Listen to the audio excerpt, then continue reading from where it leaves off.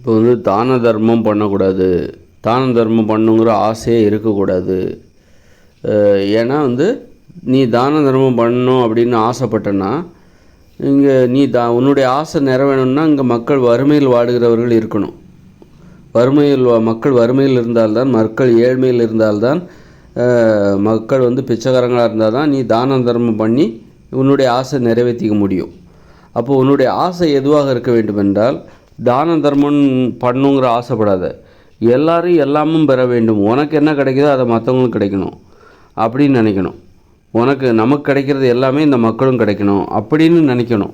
அப்போது நமக்கு எல்லாருமே வந்து அப்போது நான் கோடீஸ்வரன் ஆகிறேன், அப்போ இந்த மக்கள் எல்லாருமே கோடீஸ்வரன் ஆகணும் அப்படின்னு நினைக்கிறது சரியா? அப்படின்னா எது நடக்குமோ அதுதான் நீ நினைக்கணும். சும்மா வந்து நினைக்கிறேங்கிறதுக்காக எதாவது நினச்சிட்ருக்கூடாது. எது நடக்குமோ அதுதான் நீ நினைக்கணும். உன் நினப்பில் வந்து சாத்தியக்கூறு இருக்கா, அது நடைமுறைக்கு வருவதற்கு சாத்தியக்கூறு இருக்கா, அதில் வந்து நியாயம் இருக்கா, அதில் உண்மை இருக்கா, அதைத்தான் நீ நினைக்கணும். அப்போ எல்லோரும் கோடீஸ்வரன் ஆகணும் அப்படின்னா அது முடியுமா? எது முடியுமோ அதைத்தான் நீ நினைக்கணும். அப்போ எது முடியாதோ அதெல்லாம் நீ நினச்சிட்ருக்கூடாது. அப்போது வந்து எல்லோரும் அப்போ என்னை போல் தான் எல்லோரும் என்ன மாதிரியே எல்லோரும் இருக்கணும் அப்படின்னா நான் கோடீஸ்வரன் ஆகணும்னு நினைக்கிறேன். அப்போ இந்த மக்களும் கோடீஸ்வரன் ஆகணும், எல்லாருமே கோடீஸ்வரன் ஆகணும், அது முடியுமா? முடியாது. ஏன்னா நீ கோடீஸ்வரன் ஆகணும் அப்படின்னா நிறைய பெரிய வீடு பங்களாலாம் கட்டுவ, 10-15 பேர்த்த வீட்டுக்கு வேலையாட்களாக வைப்ப. வீட்டு வேலை செய்கிற அளவுக்கு மக்கள் எப்போ போவாங்கன்னா வறுமையில் தள்ளப்படும் போது தான் வீட்டு வேலை செய்கிற அளவுக்கு போவாங்க. வீட்டு வேலை இன்னொருத்தரோட வீட்டில் போய் அவங்க வீட்டில் உள்ள சமைக்கிறது, துணி துவைக்கிறது, இந்த வேலையெல்லாம் ஒருத்தர் செய்கிறாங்கன்னா ஏன் செய்கிறாங்க? அவங்க வறுமையில் தள்ளப்படும் பொழுது தான் அப்படி ஒரு வேலையை செய்வாங்க. ஏழ்மை, வறுமை இந்த மாதிரி இதால் பாதிக்கப்படும் போது தான் இன்னொருத்தர் வீட்டில் போய் வேலை பார்ப்பாங்க. அப்போ நீ கோடீஸ்வரன் ஆகணுங்கிற அந்த நினைப்பே வந்து அது எல்லாராலும் அடைய முடியாத ஒரு நினப்பு. ஏன்னா நிறைய பேர் கோடீஸ்வரனாக இப்போ வந்து ஒரு 10 பேர் கோடீஸ்வரனாக இருக்கணும்னா அந்த வீட்டில் வேலை செய்கிற அளவுக்கு அந்த வீட்டில் போய் வீட்டு வேலை செய்வதற்கு நிறைய பேர் வறுமையில் இருந்தால் தான் முடியும். நிறைய பேர் வறுமையிலும் ஏழ்மையிலும் இருந்தால் தான் இந்த மாதிரி கோடீஸ்வரங்க வீட்டில் உள்ள வேலைகளை செய்வதற்கு ஆட்கள் கிடைப்பாங்க. அப்போ நீ எல்லாரும் கோடீஸ்வரனாகணும் அப்படிங்கிற நினப்பே வந்து ஒரு ஏமாற்று வேலையாக தான் இருக்குது. எல்லோரும் என்னை போல் நல்லா இருக்கணும், என்னை போல் கோடீஸ்வரன் ஆகணும் அப்படின்னு நீ நினச்சோன்னா அது ஒரு ஏமாற்று வேலை தான். ஏன்னா அது முடியாது. ஏன்னா இது மாதிரி நீ கோடீஸ்வரனாக இருக்கணும் அப்படின்னா உன்னுடைய வீட்டில் வந்து பெரிய பங்களா கட்டி வச்சுருப்ப.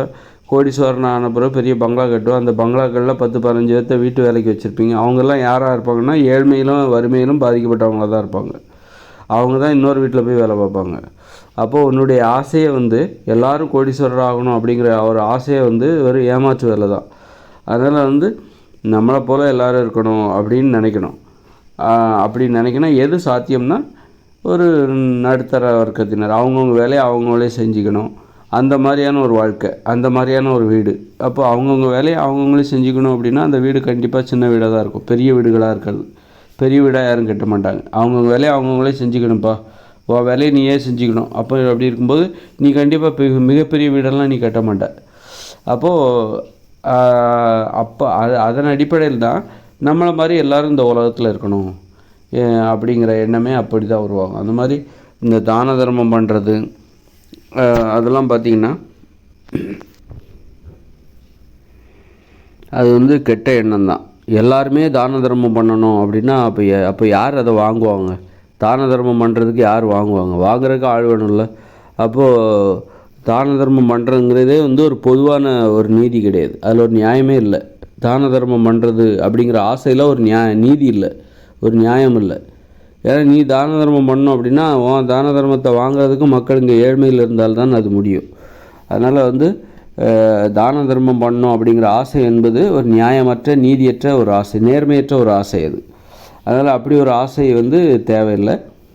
அதனால் வந்து நீ தான தர்மம் பண்ணுற அப்படின்னா அதுக்கு நிறைய பணம் தேவை. அந்த நிறைய பணத்தை சம்பாதிக்கிறதுக்காக நீ வந்து உன் குடும்பத்தோட நேரம் செலவழிக்க முடியாமல், தினமும் விளையாடுவதற்கு கூட நேரம் இல்லாமல், ஆடல் பாடல் பொழுதுபோக்குவதற்கு நேரம் இல்லாமல் நீ எப்போ பார்த்தாலும் பணத்தை சம்பாதிச்சிக்கிட்டே இருக்கணும். அப்போ தான் நிறைய பணம் கிடைக்கும். அப்போ தான் உன்னால் தான தர்மம் பண்ண முடியும். உன் குடும்பத்தோடு நேரம் செலவழிக்க முடியாது, ஒரு பொழுதுபோக்க முடியாது, ஒரு உடம்புக்கு தேவையான தூக்கத்தை தூங்க முடியாது. அப்போது வந்து நீ தான தர்மம் பண்ணுங்கிற ஆசை வந்து ஒன்றையே அழிச்சிடும், உனக்கு நோயை வரவழைத்து விடும். நீ மகிழ்ச்சியாகவே வாழ முடியாது.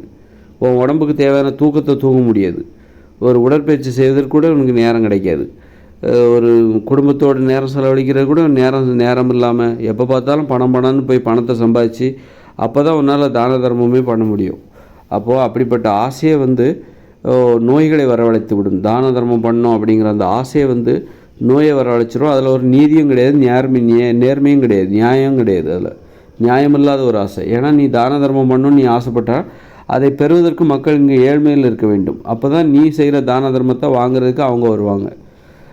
அதனால் உன்னுடைய ஆசையை மக்கள் ஏழ்மையில் இருக்கணும், வறுமையில் இருக்கணும் அப்படிங்கிற அந்த ஆசையாகத்தான் அதில் மறைந்திருக்கிறது. அந்த ஆசை தான் அதில் மறைந்திருக்கிறது. அதனால் இந்த மாதிரி தான தர்மம் பண்ணோன்னு நீ ஆசைப்படக்கூடாது அப்படிங்கிறது ரொம்ப முக்கியமான. அந்த ஆசை இருக்கக்கூடாது அப்படிங்கிறது அந்த மாதிரி ஆசைப்பட்டோன்னா இப்போ நிறைய பணத்தை சம்பாதிக்கணும், அப்போ தான் தான தர்மம் பண்ண முடியும். நிறைய பணம் சம்பாதிக்கணுன்னா உன் குடும்பத்தோடு நீ நேரம் செலவழிக்க முடியாது அப்படிங்கிறதுலாம் இருக்குது. உன் குடும்பத்தோடு நேரம் செலவழிக்கணும், மகிழ்ச்சியாக இருக்கும், உன் உடம்பு ஆரோக்கியமாக பார்த்துக்க முடியும். நீ உடம்புக்கு தேவையான தூக்கத்தை தூங்க முடியாது, நிம்மதியாக தூங்க முடியாது, நிம்மதியாக வாழ முடியாது. அப்போ தான் நீ அவ்வளோ கஷ்டப்பட்டு எல்லா தியாகங்களையும் பண்ணி உன் குடும்பத்தோடு நேரம் செலவழிக்க, உடல் ஆரோக்கியத்தெல்லாம் தியாகம் பண்ணி, உன்னுடைய மகிழ்ச்சியெல்லாம் தியாகம் பண்ணி அப்புறம்தான் நீ நிறைய பணம் சம்பாதிக்க முடியும். அப்புறம்தான் நீ மற்றவங்களின் தான தர்மத்தில் ஈடுபட முடியும். அதனால் தான தர்மம் பண்ணுறது அது நீதியற்ற, நேர்மையற்ற, நியாயமற்ற ஒரு செயல். அது அழிவைத்தான், அந்த ஆசையை அழிவைத்தான் தரும். அதே நேரத்தில் ஒருவேளை நீ சிலருக்கு எளிதாக பணம் கிடைக்கும். அதாவது சிலர் கஷ்டப்படுவாங்க, ஆனால் அவ்வளோ ஈஸியாக பணம் கிடைக்காது. சிலர் பார்த்திங்கன்னா ரொம்ப ஈஸியாக அவங்களுக்கு நிறைய பணம் வந்துடும். சாதாரண வேலை தான் பார்ப்பாங்க, அவங்களுக்கு நிறைய பணம் வந்துடும். உங்கள்கிட்ட நிறைய பணம் வருது அப்படின்னா நீ நிறைய பணத்தை தேடி போகல, அந்த பணமே உன்னை தேடி வருது அப்படின்னா, நீ உன்கிட்ட அளவுக்கு அதிகமாக பணம் இருக்குது அப்படின்னா நீ அதை கண்டிப்பாக மற்றவங்களுக்கு கொடுத்து தான் ஆகணும். அதையும் நீ மனசில் வச்சுக்கணும். தான தர்மம் பண்ணக்கூடாது அப்படின்னு சொல்லிட்டு உனக்கு நிறைய பணம் வந்துருச்சு அப்படின்னா, ஏதோ நீ சாதாரணமாக உழைக்கிற, எல்லோரும் 8 மணி நேரம், அதே 8 மணி நேரம் தான் நானும் உழைக்கிறேன், ஆனால் எனக்கு நிறைய பணம் கொடுக்கப்படுகிறது. ஆனால் மற்றவங்க அதான் ஒவ்வொரு வேலையை பொறுத்து இங்கே சம்பளம் மாறுது. ஒரு மருத்துவரும் 10 மணி நேரம் வேலை பார்க்குறாரு, ஒரு சாதாரண ஒரு மோட்டார் மெக்கானிக்கு, ஒரு பிளம்பர், எலக்ட்ரிஷியனும் 10 மணி நேரம் வேலை பார்க்குறாரு. ஒரு மருத்துவருக்கு நிறைய பணம் கிடைக்கிது, அது ஒரு பிளம்பருக்கோ எலக்ட்ரிஷியனுக்கோ கம்மியாக தான் பணம் கிடைக்கிது. அது மாதிரி சிலர் குறைவான நேரம் வேலை பார்த்தாலும் நிறைய பணம் கிடைக்கும். அது மாதிரி நிறைய பணம் உனக்கு வருதா, உங்கள்கிட்ட வந்துருச்சா, அப்போ நீ அதை மற்றவங்களுக்கு கொடுத்துரு. நீ அதை இப்போ தான தர்மம் பண்ணாமல் அதை சேர்த்து வைக்காத.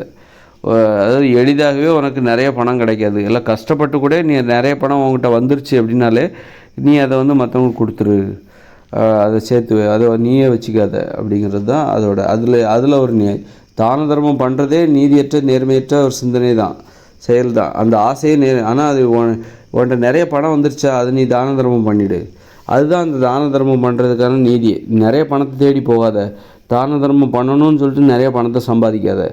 நிறைய பணம் உன்னை தேடி வருது நீ அப்படின்னா, நிறைய பணம் உங்ககிட்ட இருக்குது அப்படின்னா வந்துடுது, நான் கஷ்டப்படாமலே எனக்கு நிறைய பணம் எனக்கு வந்துடுது, மற்றவங்க படுற அதே கஷ்டத்தை தான் நான் படுறேன், ஆனால் எனக்கு நிறைய பணம் வந்துடுது அப்படின்ட்டு நீ சொல்வாயே. ஆனால் அப்போ நீ மற்றவங்களுக்கு அதை கொடுத்துரு.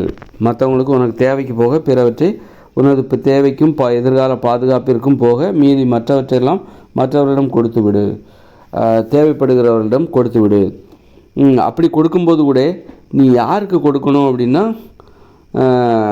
இந்த கல்விக்காக உதவி செய்யலாம். அதாவது கல்விக்காக நம்ம தான தர்மம் பண்ணுறது சமைச்சு போடுறது நிறைய வகை இருக்குது. என்னென்னா இந்த பணம் சரியான வகையில் போய் சேரணும். அதாவது மீன் குழம்பு வச்சு கொடுக்கறத விட மீன் சமைக்க கற்றுக் கொடுப்பது அப்படின்னு சொல்லுவாங்களே. நீ பிறருக்கு உதவி செய்வதை விட பிறருக்கு சம்பாதிப்பதற்கான வழியை ஏற்படுத்தி கொடுக்கலாம், தொழிலை ஏற்படுத்தி கொடுக்கலாம். சும்மா வார போகிறவங்களுக்குலாம் சோறு போடுறத விட, வரிசையில் வாங்க சோறு போடுறேன், தான தர்மம் அன்னதானம் பண்ணுறேன் அப்படின்லாம் பண்ணுறத விட, அந்த பணத்தை வச்சு கல்வி கற்பதற்கு கல்வி கற்க முடியாத ஏழைகள், ஒரு தரமான கல்வி கற்க முடியாத ஏழைகள், அவர்களுக்கு உதவி செய்கிறது கல்வி கற்பதற்கான உதவிகளாக இருக்கலாம். அது மாதிரி சிலர் வேலை இல்லாமல் இருப்பாங்க, சுயதொழில் தொடங்குவதற்கான பெண்களுக்கு அல்லது தேவைப்படுகிறவர்களுக்கு சுயதொழில் செய்வதற்கு அந்த நிதி உதவி பண்ணுறது, அந்த மாதிரியான உதவியாக அந்த தான தர்மம் பண்ணுறது கூட அந்த மாதிரி இருந்ததுன்னா அவங்க அப்புறம் பின்னாடி அவங்க சம்பாதிச்சுக்க போகிறாங்க. படிப்பதற்கு உதவி செய்தால் படித்து முடித்து அவங்க சம்பாதிச்சுக்க போகிறாங்க. நீ அந்த மாதிரி உதவி செய்யணும். அது மாதிரி ஒருத்தருக்கு செய்கிற உதவி என்பது எப்போவுமே அவங்க நம்மளை நம்பியே இருக்கக்கூடாது. அவங்கள நம்புவதற்கு நாம் செய்கிற உதவியாகத்தான் இருக்க வேண்டும். அதனால் படிப்பதற்கு உதவி செய்தால் படித்து முடித்து அவங்க அவங்களாம் அவங்கள பார்த்துக்க போகிறாங்க. தொடர்ந்து நீங்கள் அவங்களுக்கு உதவி செய்ய வேண்டிய அவசியம் இல்லை. அது மாதிரி ஒருத்தருக்கு சுய தொழில் பண்ணுறதுக்கு ஏதாவது நீங்கள் உதவி செய்கிறீங்க, ஒரு தொழில் ஆரம்பிக்கிறதுக்கு பண உதவி செய்கிறீங்க அப்படின்னா, அப்போ அந்த தொழில் செஞ்சு நாளைக்கு அவங்க தன்னையே நம்புகிற அளவுக்கு உயர்ந்து விடுவார்கள். அப்படித்தான் உதவி செய்யணும். உதவி என்பது அப்படிப்பட்டதாக இருக்க வேண்டும். நீங்கள் எப்போவுமே ஏழ்மையில் இருக்கணும், மத்தியானம் தோறும் நாங்கள் இங்கே சமைச்சு போடுவோம், சாப்பாடு போடுவோம், மத்தியானம் தோறும் இங்கே நாங்கள் அன்னதானம் பண்ணுவோம், சாப்பிடுங்க அப்படின்னு சொல்லக்கூடாது. அந்த மாதிரி உதவி செய்கிறத விட அந்த பணத்தை வச்சுக்கிட்டு நல்ல கல்வி கற்க முடியாத ஏழைகள் அந்த மாதிரி அவங்கள பார்த்து சிலர் தொழில் தொடங்குவதற்கு உதவி, தொழில் தொடங்குவதற்கான பயிற்சி, அந்த மாதிரி உதவி செய்யணும். எப்போதுமே அவங்க நம்மளை நம்பியே இருக்கக்கூடாது. அவங்கள நம்புறதுக்கு நாம் உதவி செய்யணும். இப்போ பெண்கள் வேலைக்கு போகக்கூடாது, அப்போ தான் அவங்க எப்போதுமே நம்மளை நம்பியே இருப்பாங்க அப்படிங்கிற அந்த உள்நோக்கம், கெட்ட குணம் இருக்குல்ல, அது மாதிரி கெட்ட குணம் அந்த மாதிரி இருக்கக்கூடாது. அப்போது தான தர்மம் பண்ணுறதுலே கெட்ட குணம்லாம் இருக்குது, கெட்ட உள்நோக்கம்லாம் இருக்குது. ஒரு கெட்ட உள்நோக்கத்தை அடிப்படையாக கொண்டு தான தர்மம் பண்ணுறதும் இருக்குது. தான தர்மம் பண்ணுறதுலே ஒரு நல்ல நோக்கம் இருக்க வேண்டும். எப்போவுமே இவங்க நம்மளை நம்பியே இருக்கணும். இப்போ ஒரு கணவன் என்ன பண்ணுறான், பொண்டாட்டி வேலைக்கு போகக்கூடாது, அப்போ தான் அவன் நம்மளை நம்பியே எப்போதும் எதிர்ப்பா, நம்ம கையில் நம்ம அவளுக்கு சாப்பாடு போடணும், அப்போ தான் அவன் நமக்கு விசுவாசமாக அடிமையாக இருப்பா, அவள் சம்பாதிக்க ஆரம்பிச்சிட்டான்னா நம்மளை மதிக்க மாட்டா அப்படின்னு நினச்சிட்டு மனைவிக்கு உதவி செய்கிறாங்க. அப்போ அதில் ஒரு கெட்ட நோக்கம் இருக்குது. அந்த மாதிரி வீட்டில் பெண்கள் வேலைக்கு போகக்கூடாதுன்னு நினைக்கிற ஆண்கள் இருக்காங்களோ, அவங்க கெட்ட எண்ணம் படைத்தவர்களாக. அப்படிப்பட்டவங்க வீட்டில், அதாவது தனது மனைவி வேலைக்கு போகக்கூடாது அப்படின்னு நினைக்கிற ஆண்கள் அது மாதிரி வேலைக்கு போகாமல் வீட்டிலே வச்சு நல்ல சாப்பாடு வாங்கி கொடுக்குறது, ட்ரெஸ் வாங்கி கொடுக்குறது, நகை வாங்கி கொடுக்குறது எல்லாமே ஒரு கெட்ட எண்ணத்தை அடிப்படையாக கொண்ட ஒரு தான தர்மம் அப்படின்னு தான் அதை நம்ம சொல்லணும். அதே மாதிரி தான் மக்களுக்கு தான தர்மம் பண்ணுறவங்களே நல்ல நோக்கம் உடையவர்களும் இருக்காங்க, கெட்ட குணம் உடையவர்களும் இருக்காங்க. அதாவது அவங்களுக்கு கல்வி ரீதியாக உதவி செய்ய வேண்டும், கல்வி கற்பதற்காக உதவி செய்ய வேண்டும். அப்போ தான் நல்லா படிச்சுட்டு பின்னாடி அவங்களே நம்பியிருப்பாங்க. படித்து நல்லா வேலை செஞ்சு அவங்கள பார்த்துப்பாங்க. அதே மாதிரி ஒரு தொழில் தொடங்குவதற்கு ஒரு வாய்ப்பை ஏற்படுத்தி கொடுக்கணும். அப்போ அதன் மூலம் நல்ல தொழில் பண்ணி அவங்க சம்பாதிச்சிக்க போகிறாங்க. இதுதான் ஒரு உதவி செய்கிற தான தர்மம் பண்ணுறது, அதில் உதவி செய்கிறது அப்படிங்கிறதுல உள்ள ஒரு நேர்மையான அணுகுமுறை இதுதான். இந்த மாதிரி நல்ல நோக்கத்தோடு உதவி செய்ய வேண்டும். அதனால் நிறைய பணம் இருக்கா, நீ மற்றவன்கிட்ட கொடுத்துரு, நீயே வச்சுக்காத. நிறைய பணம் தான், அதே நேரத்தில் நீ தான தர்மம் பண்ணோம் அப்படிங்கிறக்காக நிறைய பணத்தை சம்பாதிக்க போகாத. அது உனக்கு அழிவு தான் தரும். உன் குடும்பத்தோடு நேரம் செலவழிக்க முடியாது, நீ மகிழ்ச்சியாகவே இருக்க முடியாது. நிறைய பணம் சம்பாதிக்கணும்னா பணம் சம்பாதிக்கிறக்காகவே நீ நிறைய நேரத்தை ஒதுக்குனா தான் முடியும்.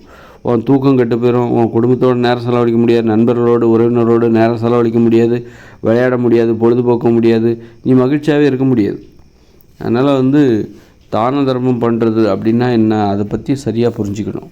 தான தர்மம் பண்ணுறது எப்படி பண்ணணும், பண்ணுவதாக இருந்தால் எப்படி பண்ணணும், அந்த ஆசையே இல்லாமல் ஒரு கட்டுப்பாடான ஒரு வாழ்க்கை வாழ்வதே ரொம்ப சிறந்த ஒரு வாழ்க்கை.